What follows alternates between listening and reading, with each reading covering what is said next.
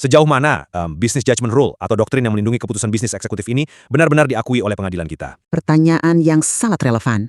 Karena begini, seringkali publik atau bahkan penegak hukum kita mencampur adukan antara kerugian bisnis murni dengan tindak pidana korupsi. Garis demarkasinya itu sering terlihat sangat kabur. Sangat kabur. Padahal secara hukum, keduanya berada di dua semesta yang sama sekali berbeda. Tepat sekali. Makanya hari ini kita akan membedah paradoks tersebut melalui dua putusan Mahkamah Agung yang sangat menarik. Kenapa menarik? Karena keduanya melibatkan individu yang sama, yaitu mantan Direktur Utama PT Pertamina, Karen Agustiawan. Kasus yang sangat menyita perhatian publik. Ya, di satu sisi, kita punya putusan 121 tahun 2020 terkait investasi blok BMG di Australia. Di sana, pembelaan Business Judgment Rule atau BJR ini diterima dan terdakwa dilepaskan dari tuntutan hukum. Tapi di sisi lain... Nah, di kasus yang lebih baru. Betul. Di putusan 1076 tahun 2025 terkait pengadaan LNG atau gas alam cair dari Corpus Christi. Di kasus ini, argumen BJR ditolak mentah-mentah. Ujung-ujungnya, vonis pidana 13 tahun penjara. Posisi saya dalam diskusi ini cukup jelas. Saya berargumen bahwa putusan 121 di kasus BMG itu menetapkan presiden yang tepat. Bahwa kerugian bisnis yang terjadi tanpa niat jahat, ya harus dilindungi oleh BJR. Oke, saya paham arah argumen Anda. Karena begini, menghukum eksekutif karena fluktuasi pasar, seperti yang berisiko terjadi pada putusan 1076, itu bisa mengkriminalisasi inovasi bisnis yang lumrah. Saya memahami kekhawatiran Anda, tapi saya datang dengan perspektif yang cukup berbeda. Saya melihat putusan 1076 di kasus LNG justru meletakkan batasan yang sangat esensial. BJR itu tidak pernah dirancang sebagai impunitas atau semacam kekebalan hukum absolut. Tapi kan itu doktrin perlindungan. Betul, tapi doktrin ini tidak bisa dipakai sebagai tameng jika sebuah keputusan raksasa diambil tanpa asas kehati-hatian, apalagi jika diambil tanpa kajian kelayakan yang memadai dan secara sengaja melompati prosedur fundamental dari tata kelola perusahaan itu sendiri. Oke, mari kita urai dari awal ya. Kita mulai dari kasus blok BMG. Buat pendengar kita, blok BMG ini adalah ladang minyak di Australia. Pertamina saat itu memutuskan untuk membeli participating interest. Atau gampangnya saham kepemilikan patungan? Ya, bahasa sederhananya, mereka beli saham patungan sebesar 10% untuk ikut mengebor minyak di sana. Tujuannya sangat strategis, yaitu menambah cadangan migas nasional. Tapi begini, minyak dan gas adalah industri dengan tingkat ketidakpastian paling brutal di dunia. Risiko geologisnya sangat masif memang. Sangat. Anda mengebor ribuan meter ke dasar bumi, berdasarkan data seismik, tapi Anda tidak pernah tahu pasti isinya, sampai bor itu benar-benar menembus karang. Dan itulah yang terjadi di BMJ. Cadangannya tidak sesuai ekspektasi. Betul sekali. Jaksa penuntut umum atau JPU saat itu mendakwa bahwa investasi ini merugikan negara ratusan miliar rupiah. Karena pada akhirnya, ROC Limited selaku operator blok BMG memutuskan untuk menghentikan produksi. Mereka masuk ke fase non-production phase ya? Tepat.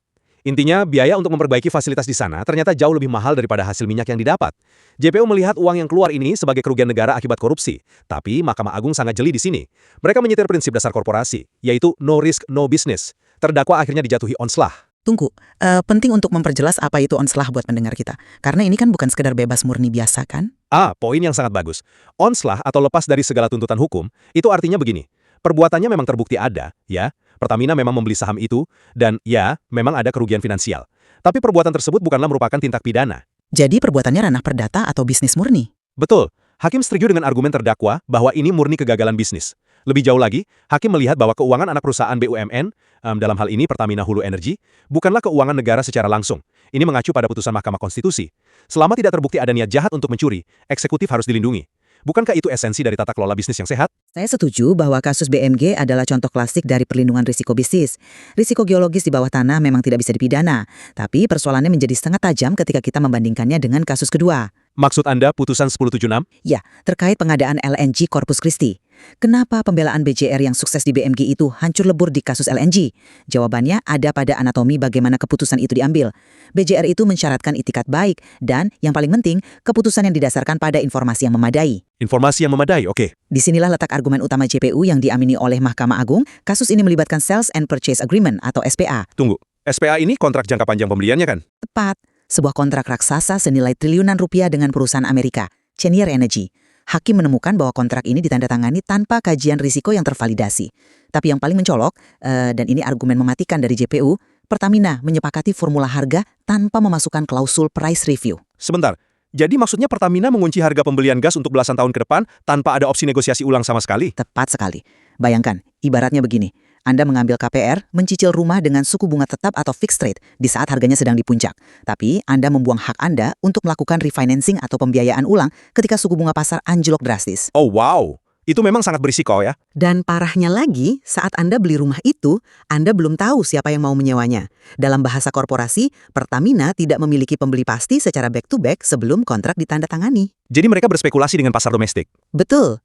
Jadi ketika harga gas global turun, Pertamina terikat kewajiban beli harga tinggi, suplai mereka berlebih, dan terpaksa menjualnya lagi ke pasar internasional dengan status rugi. Bahkan, mereka sampai harus bayar suspension fee. Suspension fee itu denda penundaan pengiriman kargo ya? Iya, semacam denda karena meminta penundaan. Ini menciptakan kerugian negara real lebih dari 113 juta dolar Amerika. Ini bukan resiko bisnis, ini kecerobohan luar biasa yang merugikan negara. Saya paham logika JPU di situ. Tapi mari kita mainkan peran devil's advocate sejenak ya. Bukankah fluktuasi harga energi global itu sama tidak tertebaknya dengan cadangan minyak di bawah tanah BMC?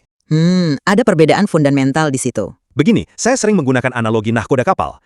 Anda tidak bisa menghukum seorang nahkoda yang secara sadar menerjang badai yang tidak terpetakan jika tujuannya adalah membuka jalur perdagangan baru demi ketahanan energi negaranya. Oke, saya ikuti analogi Anda. Mengapa ketidakpastian geologis di Australia diampuni, sementara ketidakpastian pasar gas global dan lambatnya serapan pasar domestik di kasus LNG ini justru dihukum sebagai tindak pidana? Saya suka analogi nahkoda kapal Anda, tapi izinkan saya melengkapinya agar sesuai dengan fakta putusan 1076. Silakan. Dalam kasus LNG ini, sang nahkoda bukan sekedar berlayar menembus badai. Sang nahkoda mengunci kemudinya ke satu arah, membuang kuncinya ke laut dan menolak melihat radar cuaca. Wow, analogi yang cukup tajam. Terdakwa juga berargumen bahwa bisnis gas adalah komitmen jangka panjang. Tapi justru karena harganya sangat fluktuatif, instrumen perlindungan seperti price review itu menjadi standar industri. Di blok BMJ, risikonya murni diciptakan oleh alam. Di kasus LNG, risikonya diciptakan oleh struktur kontrak yang dirancang secara serampangan. Menarik. Anda menitik beratkan pada mekanisme kontraknya. Tapi coba kita geser sedikit ke ranah prosedural. Karena di sini letak perdebatan soal Good Corporate Governance atau GCG. Ya, tata kelola. Ini bagian yang krusial. Argumen dari pihak terdakwa seringkali menyoroti betapa lambat dan kompleksnya birokrasi di tubuh BUMN. Eksekutif BUMN itu dituntut pemerintah untuk berlari kencang, memastikan ketahanan energi, tapi mereka diikat oleh pengawasan yang seringkali mendua. Ingat fakta di kasus BMJ. Maksud Anda soal dinamika dengan Dewan Komisaris saat itu? Betul sekali. Terungkap di pengadilan bahwa Dewan Komisaris saat itu memberikan persetujuan untuk ikut bidding atau lelang proyek. Tapi, anehnya, setelah lelang dimenangkan, mereka berbalik arah dan tidak merestui pembelian sahamnya. Ya, ada keraguan-raguan dari pihak komisaris. Direksi dibiarkan menggantung. Nah, argumen saya adalah, eksekutif itu sering harus mengambil keputusan live di lapangan. Selama tidak terbukti ada niat jahat, BJR seharusnya memberikan ruang pelindung dari keraguan administratif Dewan Pengawas.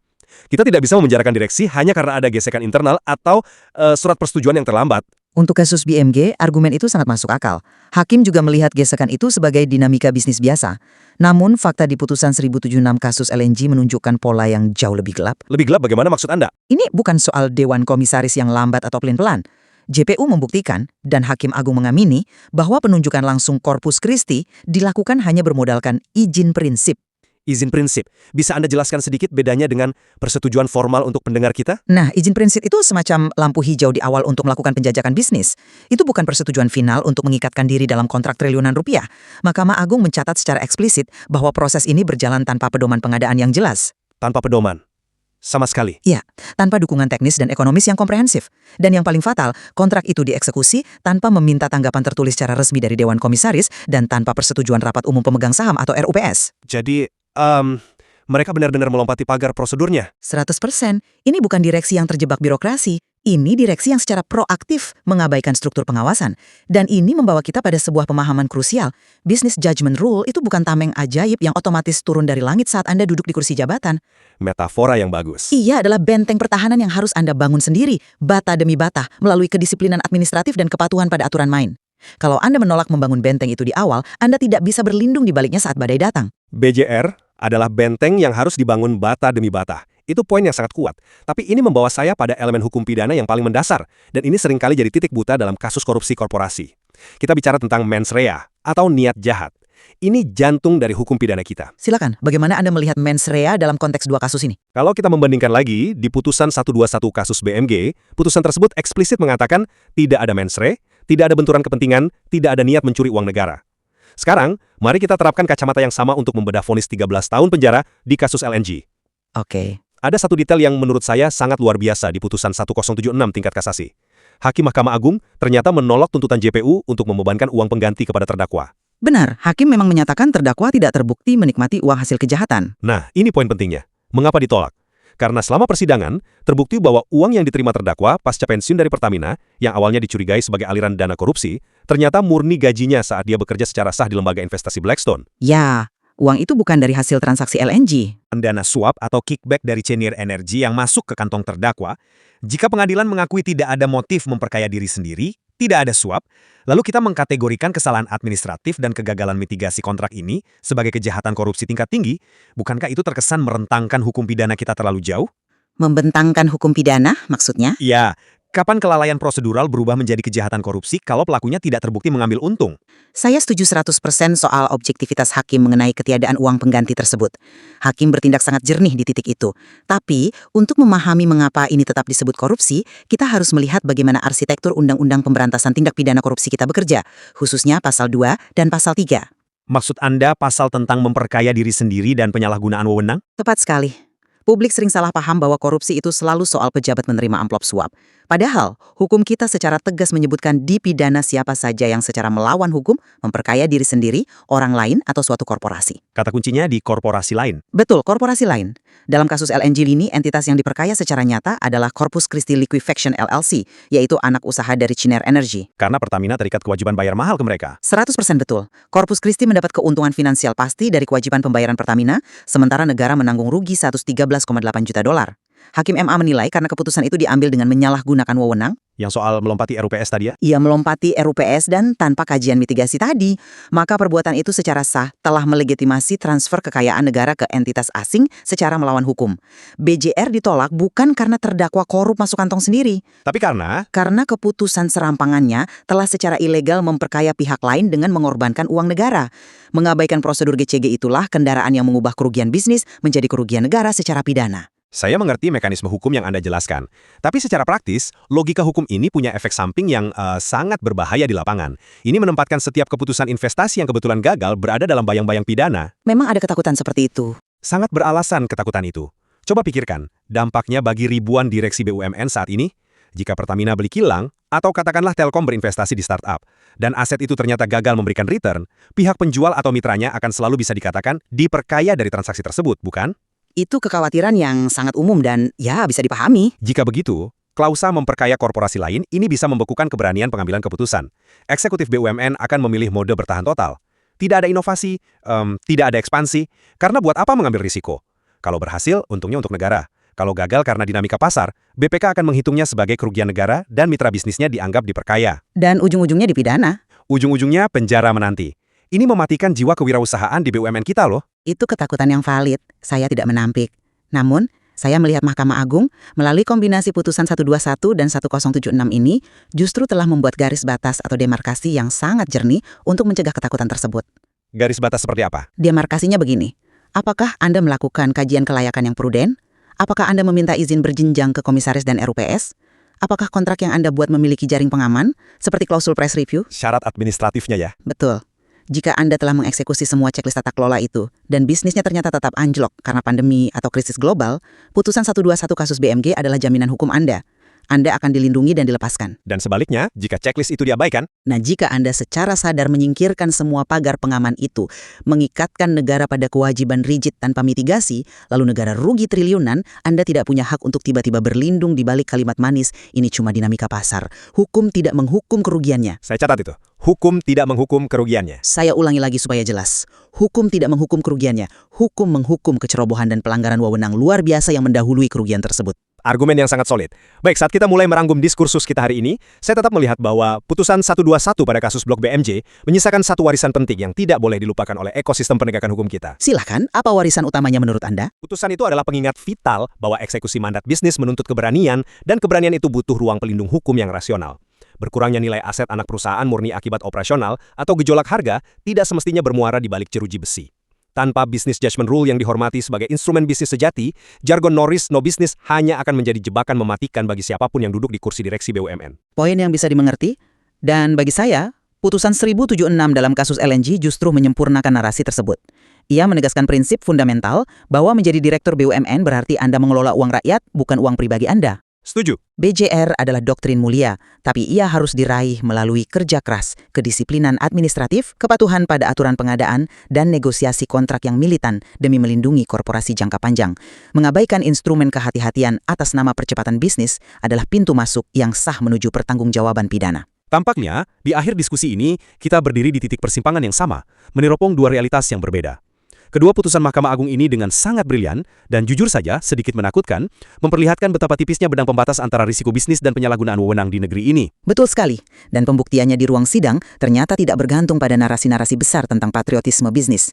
Ia sangat bertumpu pada forensik detail. Apakah mitigasi risiko benar-benar tertuang dalam dokumen sebelum tinta tanda tangan mengering di atas kertas kontrak?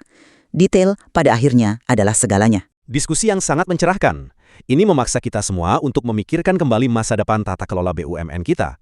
Eksekutif hari ini harus berjalan di atas tali yang sangat tipis. Tali yang memisahkan inovasi dan penjara. Ya, di satu telinga, mereka mendengar tuntutan pemerintah untuk bergerak cepat, mengakuisisi aset, membangun ketahanan energi.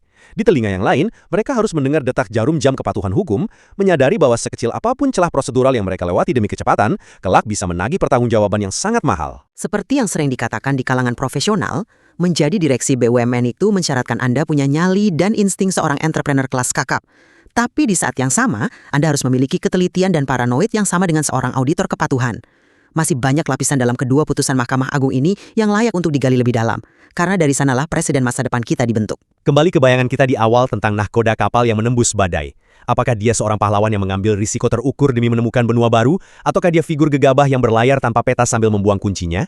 Jawabannya tidak pernah ditentukan oleh seberapa besar ombak yang menerjang, melainkan oleh seberapa teliti ia mempersiapkan kapal dan krunya sebelum sauh diangkat. Terima kasih telah bergabung dalam pertukaran gagasan ini.